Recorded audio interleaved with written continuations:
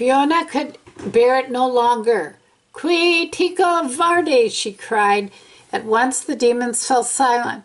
The sudden stillness was more terrible than all their howling.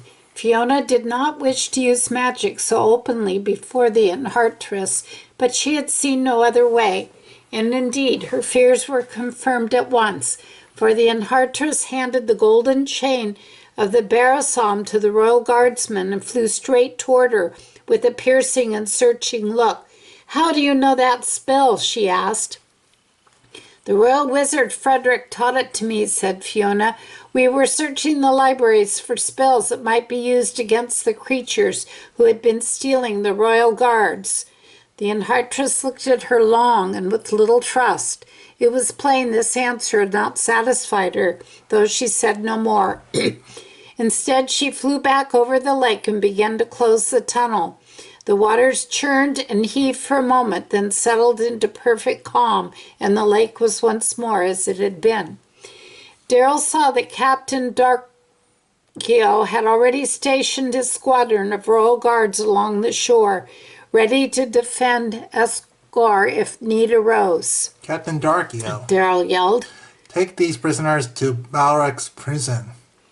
"Yes, sir. Come, man." A squad of royal guardsmen took charge of the demon captives from the changelings. As they led the prisoners past, Darrell looked into their faces and saw hatred burning in every eye.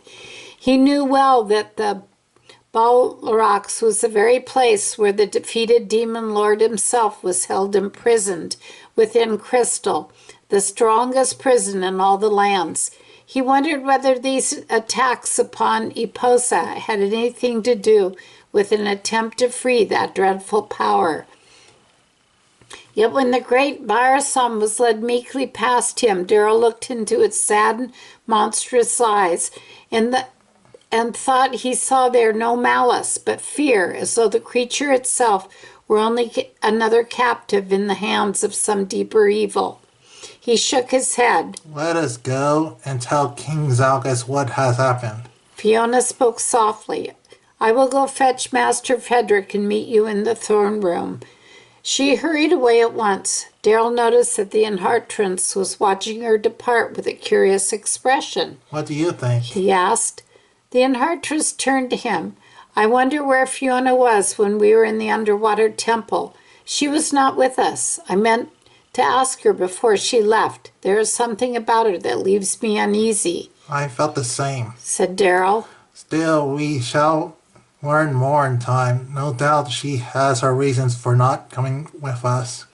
Then Darrell went to Princess Raya, who stood before her personal guard.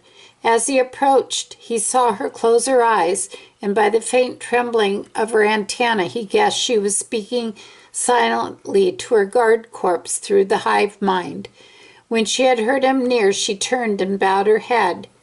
"Princess Raya and her guard," she said, "are grateful that you and your friends rescued us from the Everraths and from Bayanloth, who used his ring to make us helpless before his magic."